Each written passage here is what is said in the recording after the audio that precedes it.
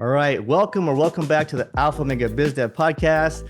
Dr. Lee here, your host, and today I've got a very special guest. I've had some guests, but to be honest, this is an esteemed guest. This is Dr. Dan Bay, and he is with CloseForChiro. You may or may not have heard of him already in his company, but they are day one, day two sales training experts. He's also an in-practice chiropractor just a few days a week. So he's in the trenches, testing his methods.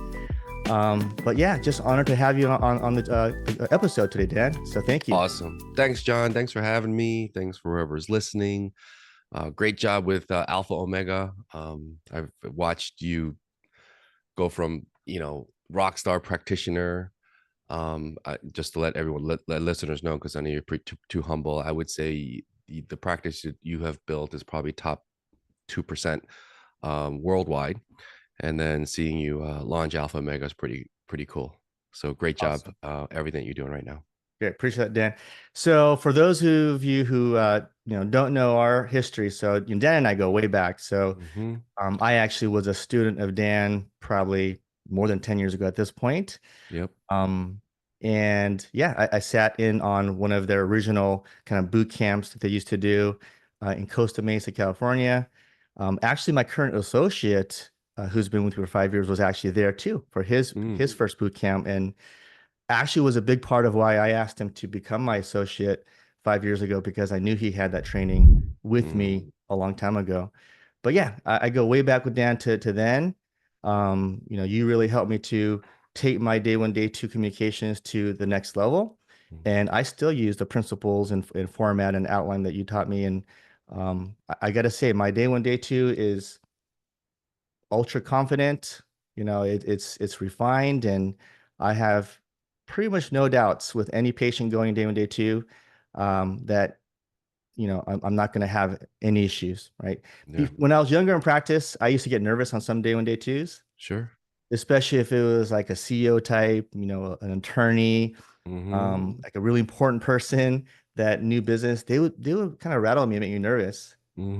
But through your training and just all the years of experience, I got to a point where none of those people ever fazed me again. Yeah. That's huge, man. That's huge. I mean, it's if we don't, like you talking about headspace right there, even the confidence and the certainty, if you always feel like there's a spotlight on you on a day one, day two, and you don't know what you're doing, and you're intimidated by who's across from you, like that's not sustainable. Like we're not going to get far with that, so good stuff, man. I love hearing stuff like that. Yeah. And we're going to get into some good information with Dan here, but just to kind of, again, give you guys a little more background. So what Dan and his team, he has a couple of coaches, Sean Rundle and Jennifer Rosenhart. What they teach, honestly, when chiropractors go to their program, and I see it over and over and over again on their online Facebook groups, like when new grads come out. I just saw it this week. I saw several doctors in your Facebook group comment just how blown away they were, right? This was like, oh my gosh, right? This is a way of communicating to new patients I never thought of. And now I can see why I'll be so much more effective going forward with new patient communication. So that's the type of training that Dan provides through CloseForChiro is honestly, it's an authentic way of communicating to new patients where they're kind of compelled by the end of it that I definitely need your help and your solution you're providing. And I'd be a fool not to accept your care. And I don't care what it costs. I'll pay it because I want to be your patient. And so I'd say that is the effect that most doctors that go to their training have, is that, okay, I think I've now got the skills for the rest of my career where I'm just going to get better and better at this new patient communication stuff, because one of the biggest pain points for chiropractors is a low close rate. Yeah. Like half of the patients they interact with say, no, let me go think about it. Let me go talk to my spouse, or let me go check with my insurance, right? But it's Dan's program that actually empowers chiropractors to get to that 80%, 90% close rate. I mean, we've got mutual clients that they've got 95, 98% close rates. Like no lie, I've got their stats. Yeah, mind blowing. Yeah. One of them is Davis in Canada. Oh yeah, it's good people. He's got a near perfect close rate. Yeah. So that's the power of the program. So just wanted to share the audience with the audience, kind of, what we're dealing with here. Appreciate it, man. Appreciate it. And just to go back, and we're gonna get into nuts and bolts here in a second, but it I just want to let everyone know it is not a magic bullet, right? So um all through practice, I used to see all these people say, oh, if you just do this, it'll automatically turn around. I just want to be completely transparent here. John, you are an incredibly hard worker. You are an incredible implementer. You did the repetitions, like batting cage time. Like, you did the work. Dr. Davis in Canada, mutual client, dude, rock star. Why? He was an incredibly hard worker, and I think if you're listening to this, everyone is looking for the easiest way. No, there is definitely an easier way, but there's no magic way. So anything that you're learning here with John, or anything that you see out in, the general population, it requires work. You know what I'm saying? Like implementation, it requires repetitions and the fundamental groundwork of a skill that some of us don't have, especially graduating school. Yep, absolutely. Okay, so Dan, let me ask you, can you share first just a bit about your journey? Well, that probably requires a 2-week podcast, but long story short, I was the typical bright-eyed, bushy-tailed Cairo right out of school. I went to Life University, graduated in '01, the home of the falling keys. I was incredibly into what I was doing. I was a Gonstead Club president. I just dove headfirst into the application of chiropractic, the technique of chiropractic, the philosophy of chiropractic. And I remember graduating, I'm like, oh man, I'm all set. Like, I'm very well trained. I did the work in school, and let's go. And so my first gig right out of school, I said, I don't need an associateship. I just need to go and do my thing. And so I landed at an independent contractor position. Oh, And you're one of those, huh? yes, yes. And Yep, I was you had definitely that one of, huge ego, and I'm just gonna yeah. go do my own thing. Totally, totally. And as a gondroid, I mean, that's it was implanted in me. It was like this elitist, like, really kind of like, now that I look back, it's kind of a douchey attitude. Like, nothing is better than a Gonstead specific adjustment. It's all that stuff. And I did a video titled "Why Gonstead Chiropractors Go Broke." It was one of the most highly performing content pieces I've ever done. But that was me. And I took an independent contractor position with my mentor David Rowe. Shout out to him in New York City, and he was a Gonstead fellow, and I got to work in his office. So even though I was an IC, I still got to train underneath him, and I became very clinically sound. Adjusting wise, I felt like I was the best adjuster in the world. I still feel like I am, and that's how early I was trained. So that's what happened there, and then obviously I just went out into the marketplace. I did my thing. Long story short, in a 6-month time frame, I landed, because of a couple of talks that I did, maybe 90 something new patients in the door in 6 months. Okay, now for a second year out, I mean, those are, even in today's standards, those are pretty good numbers.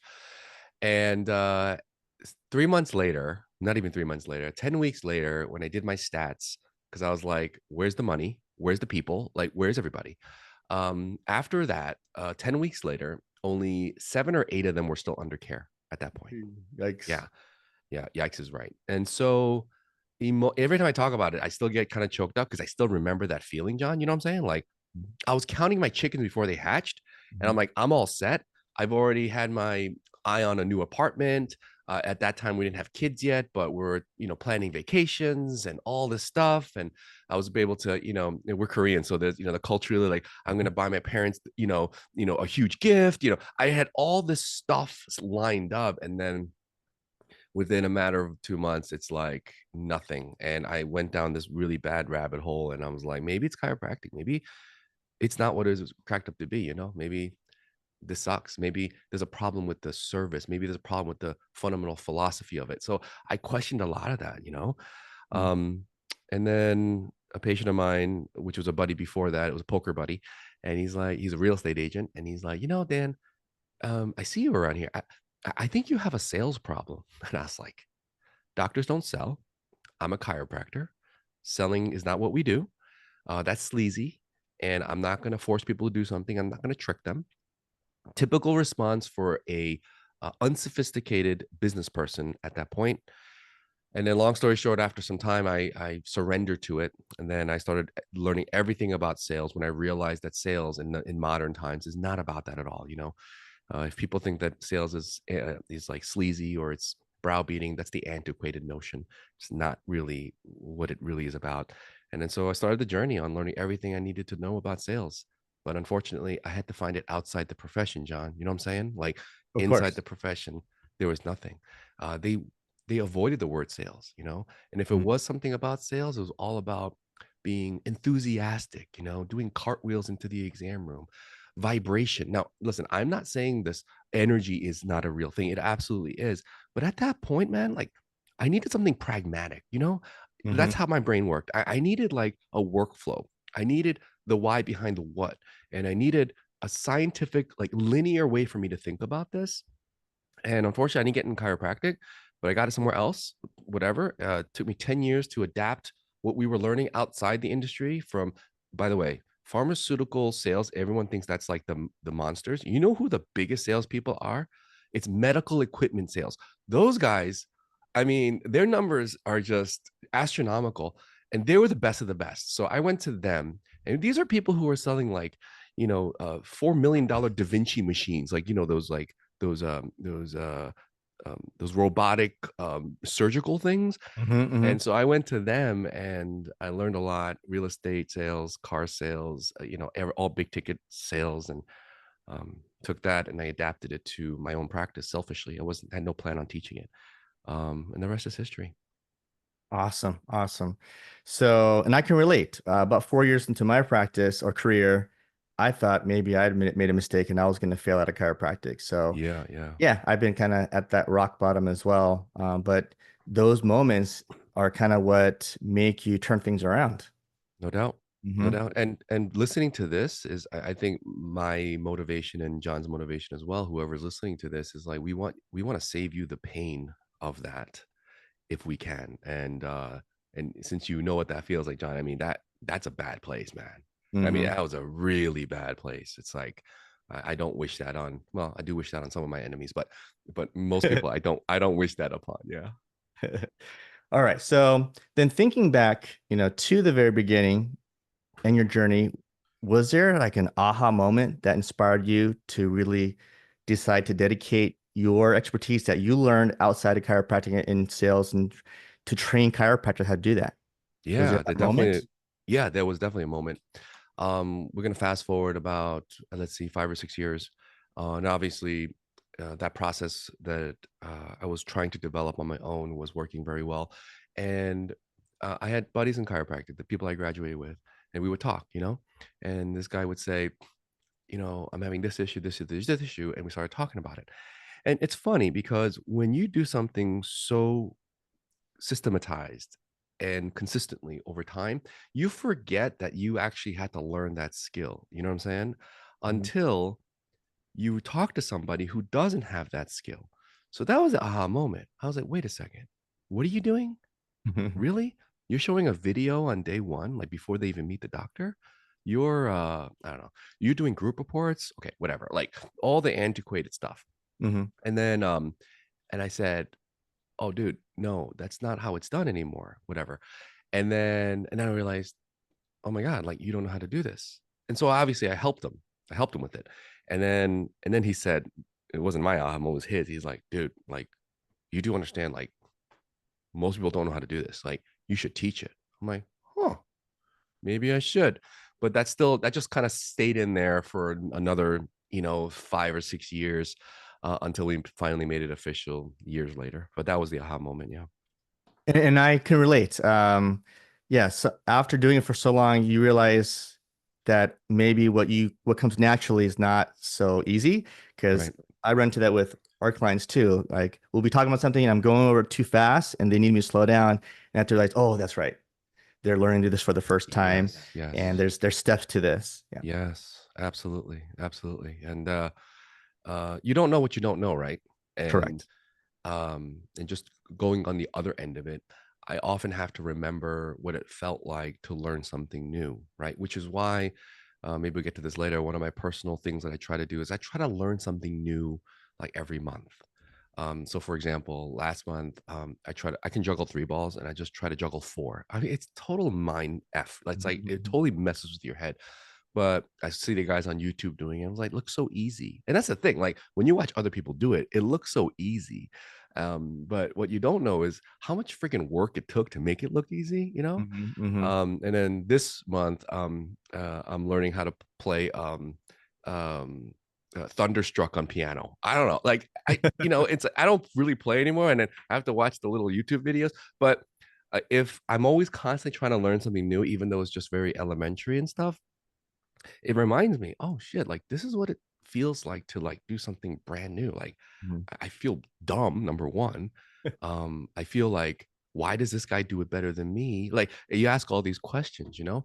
mhm. And it's a good advice for anyone out there who's I think for anyone, I think. I mean, like when John, we have kids, right? Don't we always introduce new experiences, new skills to our kids? I mean, that's part of our job as parents, right? Yeah, I'm coaching flag football for my kids right now. I know that. So I know you know that. And so these skills, what happens when we become adults? Like, why does that stop? You know what I'm saying? Like we lose that concept of like learning a new skill and then practicing it over and over again, feeling frustrated because you can't get it, and then all that stuff. So So yeah. I'm going to add in because for those of you who don't know, Dan and I are both South Korean descent, and so Dan is a great piano player, right? I've seen him. I remember seeing you play live at a seminar before, at a Kyra Hmm. seminar, and then also you're a good golfer. Your son's a great golfer, from what I'm seeing online, right?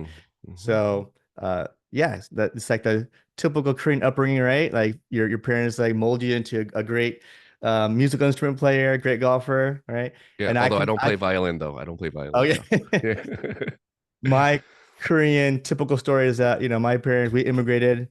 My parents ran a liquor store, then they ran a dry cleaning shop, right? Yep. So Yep. little interesting facts about our Korean descent there.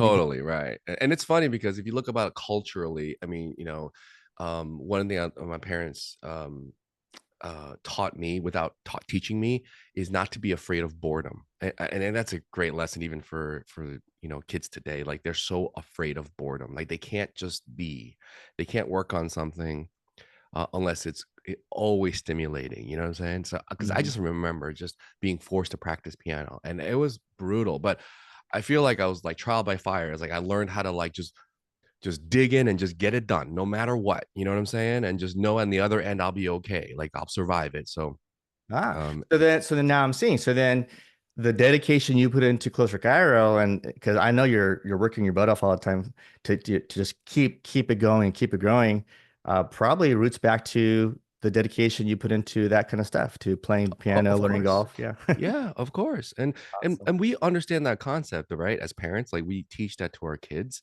Again, like we forget that concept as we get older. But back to like the skills at hand, like say, business is a skill, and I know you teach that. There's so many different skill sets that you need to learn. And just think like the biggest difference between like the highest performers and the performers that are not really, or just mediocre or not really growing, I think this is the missing link. It's just like put your head down and do the work. Don't be afraid to do the work. And if you're training with John, I mean, there has to be trust, right? You trust John, and you pay him handsomely. People trust me, they pay me handsomely. So there's no reason for anyone not to put their head down and do the work. And I think that's the biggest differentiator between like the really, really high performers and those who aren't. I 100% agree. Okay, what's one common obstacle you've noticed with most chiropractors when it comes to closing more new patients into care, and how do you help them to overcome it? Yeah. Okay. So my approach is a little different, and people may disagree with it, but we have the track record, so I don't care. Here it goes. I was always taught that um, selling, closing, or salesmanship, or any of those esoteric things was just esoteric. That it had to do with an attitude, right? You had to be enthusiastic. You had to be likable, and these are all the rules that were taught to me, either directly or indirectly. What I found that is that when we are constantly looking at ourselves internally, what usually happens is the reflex. And the reflex here, especially in a sales environment or one-on-one, is that the practitioner, salesperson, whomever, spends an inordinate amount of time trying to give this person a live resume. You know what I'm saying? Mhm. How they're so great, the degrees that they have, how smart they are, how clinically sensitive they are, how they, have, NFL football player as a patient, like all the frills on what you think a person across from you is going to be impressed with, right? And so one of the biggest shifts that we have to understand is that it's not your patient's job to get to know you. Okay. It's your job to get to know your patients. So Mm. that is the biggest like click, because if you think about it that way, in a typical conversation between, let's say, you and your initial new patient on day one, where they first meet you, what should that look like? Well, I'll tell you from broad strokes. It should look like, used to be 80% patient, 20% doctor. That is actually even shifting more. It's more like 90% patient expresses, Mhm. 10% doctor expresses, right? Mm. Okay. So there needs to be a constant level of restraint or constraint on the practitioner side, in order for you to give room for your patients to express themselves at a way higher level. You know what I'm saying? So Okay. couple of one liners that we have, and these are conceptual principles that we need to live by. Is number one, power through constraint or power through restraint, right? Mhm, mhm, You restraining yourself of expressing is actually increasing the level of power that you hold. It's like building potential energy, right? mhm. And if you constrain that, you increase power, which is exactly what we need to establish there. And the next concept here is more of a tongue-in-cheek term, but it's STFU, right? Everyone should know what that stands for, right? Shut the Shut F up. up. Shut the F Shut up. the Yeah. F up. Right, right. And if some of you are listening, you're probably thinking, no, let me ask you this. Whoever's listening, do you ever say to yourself, before you say something, you say to yourself, shoot, maybe I shouldn't say that? Yeah, listen to your gut. You probably shouldn't say that. But to answer your question, that was probably the biggest epiphany for most Mhm, of the docs that we work with. And if you're not used to it, that takes training. You know what I'm saying, John? Like, mhm. that takes training not to talk and Right. listen more, I can think of an example. A lot of chiropractors who don't have the confidence, especially on that second day, report of findings, Mm, they might say something like, "Well, I want you to come in 3 times a week. But if you can't do that, I got another option." Right? You give your recommendation, you just shut up, that's it. right? Yeah. And they have to process that, right? Yeah. So uncomfortable though, if you're not trained, Hmm. if you don't know what to look for. That silence is the most anxiety ridden moment of 10 seconds of your life, you know? Right.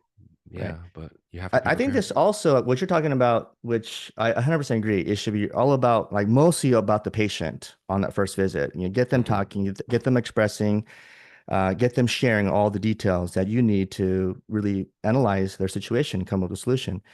It really relates to new patient phone calls as well. Oh So, yeah, of course. I'll listen to, we have call recording in my office practice, and I also encourage my clients to do that as well. But um, a CA or chiropractic assistant who does it right asks all the right questions and sits back and lets the person share what their symptoms are and get it out. And then the CA knows how to respond with statements of simply, "Oh, I'm so sorry to hear that. How long have you had that?" Or, "Hey, you've called the right place. Our doctor's really good at that."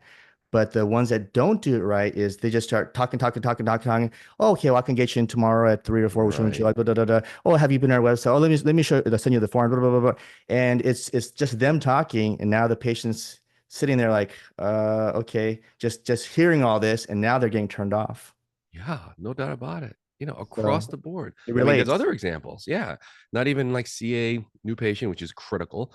Not even doctor patient, critical. Like, how many other aspects of your business rely on you STFUing, understanding or allowing someone else to express their need, want, and desire? Like, how many times does that happen in a typical day, regardless of what part of your business you're talking about? You know what I'm Or how about in life? Just like saying? in your household, Exactly. husband and wife. How many times That's should it. us husbands just shut up?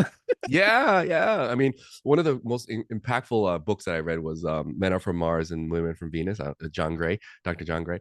And I'll never forget this chapter where he goes like, husbands, like, you need to be like an oak tree. And I was like, well, what is he talking about? He's like, an oak tree, like when there's a hurricane coming, aka the wife. So funny. He's like, you gotta be like an oak tree. You gotta just like go with the flow. Your roots are solid, and you just kind of go. You don't fight back. You just kind of sway with the wind and the Uh-huh. hurricane winds. And it's kind of what we gotta do in life in general. Here's another example, since we're on the topic, is and I know it's been a while since you and I have been in a dating scene, but I'm pretty sure that when we were courting our wives, the way that it happened is that we were able to allow our then girlfriends and future wives to express more than we were able to express. I'm pretty sure on our first dates, John, we didn't come out of the gates and talk about how great we were, right? Because we're, Mhm. I mean, we weren't that sure of ourselves, but we have some ego, we have some pride. Like there's certain things we've already accomplished. I'm pretty sure we didn't spend the whole time talking about how great we were and Mhm. all of our accolades and our degrees and all those things, because if we did, you and I would not be right now with the women that we Mhm. chose, right? Right, And thank right. goodness for that, because Mhm. we married up for sure, right? So Yes, sir. there's no way that that would have happened if that initial interaction was not about STFUing and there was not some form of constraint or restraint. Hmm. It happened to me last week. My wife was sharing me with me about her day and some challenges, and she was, expressing and talking. And then sometimes I don't get out of coaching mode, right? Like I Yeah, might yeah, have just yeah, come out from a Zoom call with a coaching client, so then I'm talking to her, catching up about the day, and she's expressing everything, and then I go right into problem solving mode, like, yeah, oh, yeah, you shouldn't have done that. You should. And so she says, this is one of those moments where I just want you to just listen and let me get right, it out. And yeah, yeah, I don't really need your problem solving right now. right, right, Just right, listen and just hear exactly. me out and kind of relate and share what I went through today. I'm like, oh, okay. You're right. And I just, got silent and just let Yeah. her finish. Yeah, man. Yeah, man. Absolutely. And check this out. And since this is a great conversation. And then so let's say Nancy, your wife, right? Hmm. Hmm. Okay. So Nancy's done expressing. They can't go forever. Like, it's not gonna last forever, right? So we've exercised the patience and the constraint to let them express. Once Nancy's done, okay, it's amazing. Now Nancy is tenderized and open to whatever John has to say, right? I mean, Mm-hmm. this is a fundamental human phenomenon. Like it happens in almost every interaction, right? Even in the animal kingdom, there is a communicator and a listener. And once that's done, then it goes back and forth. If two people are doing this, do you understand? It causes chaos, right? And then there's no result at all whatsoever. There has to be a flow of back and forth. Unfortunately, we never allow that other person to finish their thing. And then if we did and just waited and constrained and allowed them express, do you all understand how impactful whatever you say after is going to be, whether it's a solution or it's empathizing, whatever you want it to be? Let them go. When it's your turn, it's your turn, and that, again, that fundamental concept is so easy when you think about it conceptually, but it's very difficult in practice. That's why it takes Hmm. training, it takes Hmm. repetition, to get into that mode. It's Yeah. crazy stuff. And then just that you guys, teach a script and there's certain words to use and timing and all that. You're right. I mean, so I think some smart doctors will listen just to this podcast and go back on Monday and Mm, use this approach and see improvements in their communications. But then if you combine the exact wording that you guys teach at the right moments, then it's the chance of success is so much higher. totally. And chance of success, that is a great uh, uh, uh, phrase, because this is the other thing that gets into the heads of Kairos that we work with is it. Again, we talked about the magic bullet. There is no magic bullet, right? Everything that you do in your business is designed to increase the odds of success. It doesn't guarantee success, right? So if you guys are out there closing at 30, 40, 50%, okay, that's not good, right? It's not sustainable. Just imagine the amount of like strain there is in your daily life and a marketing budget and all that stuff. We all know that. But if you can make small changes where every other day you're gaining a percent of higher chance of a successful close, and the next day you do another percent and another percent and another percent, you get your systems all set up to increase the odds or the chances of a successful outcome that's the name of the game. You know what I'm saying? And That's nobody closes at 100%. There are some people that will walk in, man. John, you've been around. You're not new to the game. There's no way. Like that, it. it just won't happen, right? Hmm. But that shouldn't determine, what you do. You still do the same thing that yields the best results, increases the chances, and rinse, repeat, and repeat. Rinse, lather, and repeat. Hmm. You got it. So I'm curious, because again, I know you're in practice a few days a week. You still have, I think you got a son in college. You got another kid in what, junior high or elementary? Just started junior high. Holy Junior crap! high. So you're a family man, and then you have a thriving consulting business for this day one, day two topic. What's a day in the life like for you? Because I'm just kind of curious. Like, are you just working all day, or like how are you maintaining work-life balance? Excuse me. Well, I'd love to tell you, John, that I have this one figured out. I do not have this figured out. It is probably my biggest challenge. Okay. It's Okay. my biggest challenge. Yeah. And currently I'm receiving coaching on this end because I'm a workaholic, Okay. self-proclaimed. Okay? I won't deny it. Okay. Let me say, I applaud you for being vulnerable and authentic right now, right? Because it could have just Totally. been easy for you to say, "Yeah, I got it all figured out. Everything's perfect. I go golfing right after this, and my work is done," right? So for you to admit you're a workaholic, which it now makes sense why you have such a thriving consulting business, it makes sense, and I think is a common trait again of us South Koreans, because I'm also a workaholic. My dad was as well. So yeah, I'll let you continue. Yeah. And yeah, I don't have it figured out. But I do know this is that a day in the life of me, I have to compartmentalize my life. I have to put my day into boxes. If I don't, I'm screwed. Because if my day is all jumbled together with practice, closer chiro, family, what have you, I lose my place. And when I lose my place, I am absolutely done. So again, sorry. Again, I don't have it figured out. I'm doing the best that I can. And I'll tell you what makes it easier. I'm married to an awesome wife. Hmm. So tolerant, John. Oh my God. Like, I don't know how else to say it. If it wasn't for her, like none of this would have happened. I mean, I would have gone through some really bad rabbit holes. I'm serious, like really bad stuff. Um, Very tolerant. She understands me. She might not be happy with it all the time, right? Hmm. But she's totally tolerant. And that's the thing. Like, you got to have your team. You know what I'm saying? Like, no one does this by themselves. And Hmm. fortunately, I married Rob. Great. But some of you, even if you're not married or whatever, like I have wonderful partners. I have Sean and Jen, awesome. I have Kelly, been with 15 years. She runs Hmm. my office and she runs C4C on the administrative side. Hmm. My wife does she's the CFO of all of my stuff. I mean, she's a accountant and controller by trade, so that helps. And so, like, how do I deal with all this stuff? Is like I need help, so I ask for help, and I try to Hmm. build an incredible team around me to keep me accountable for things too. You know what I'm saying? Hey, Dan, you Okay. forgot to do this. Oh shit! Like, oh, all right, fine. Oh, you didn't do this. Oh shit. Okay.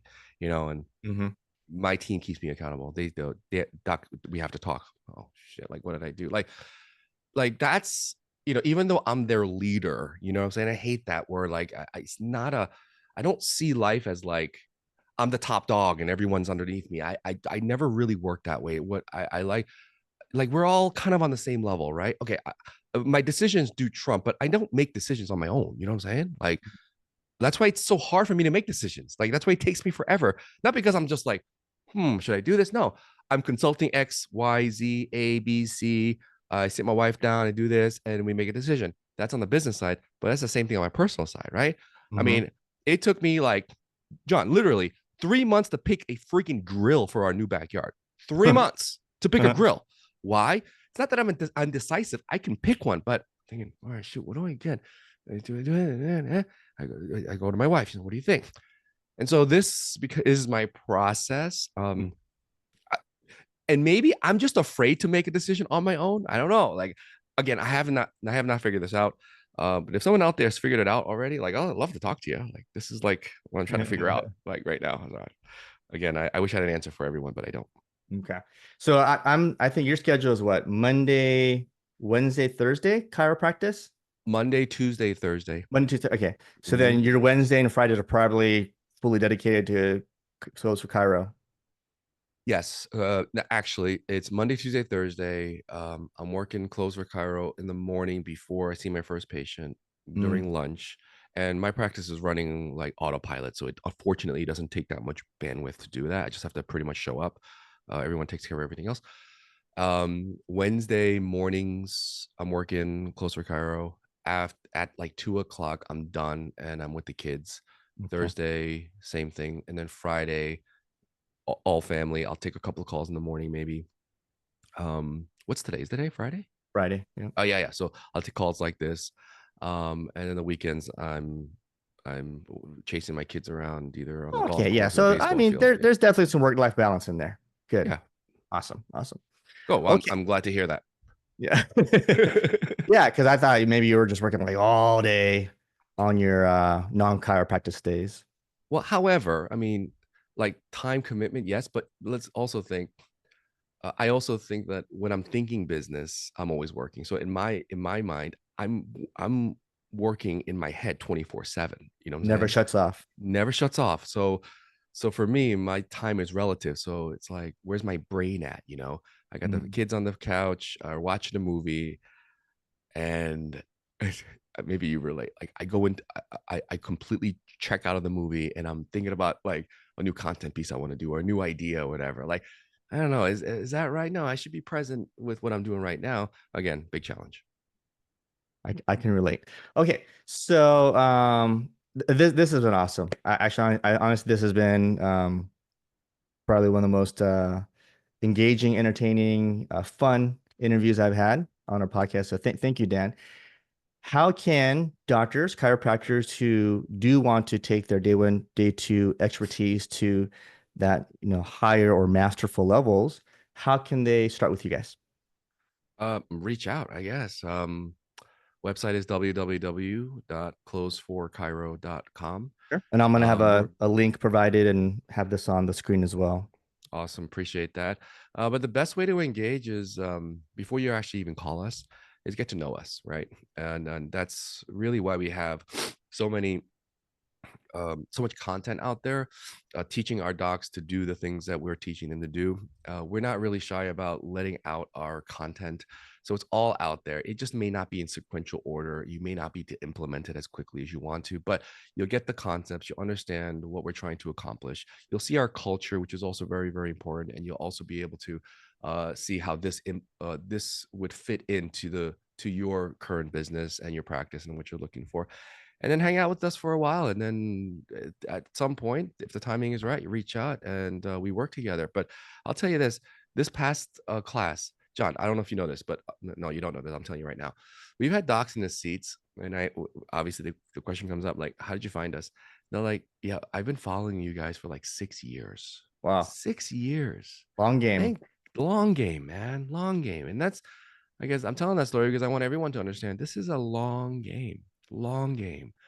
The amount of patience that you need to exercise to build a monster, build an enterprise is patience, man. You gotta be more patient than the next guy. And if you can do that, you win. Awesome. And then you also have your Facebook group for chiropractors that they can join for free. It's the Closers Club for Chiros. Yep, that's it. Okay. We'll leave a link for that for you guys to join as well. And they've got great content in there. And I think what close to 3,000 doctors in there. So it's not a small group. It's just it's one of the larger groups in chiropractic, business tips and coaching. So make sure you get in there and kind of engage with the doctors. It's not just also non-members. It's a ton of um, active clients of his and past graduates. They're in that group too. So those docs engage and drop, great information as well. Cool. Yeah, I'd love to see you guys in there. Awesome. All right, Dan, thank you so much. I think our viewers are going to get a ton out of this, even just the overall philosophy and strategy that you talked about in making things more about the patient versus yourself, a doctor. That is huge right there. Yeah, that's where it all starts, actually. So if that's what we accomplished today, everybody wins. Yeah. So yeah, highly encourage you guys to check them out, and would definitely be worth it. Okay. All right, guys. Well, we'll be back soon with another episode. Thank you so much, Dan, for being our guest, and we'll catch you guys soon. Thanks. Bye. Bye.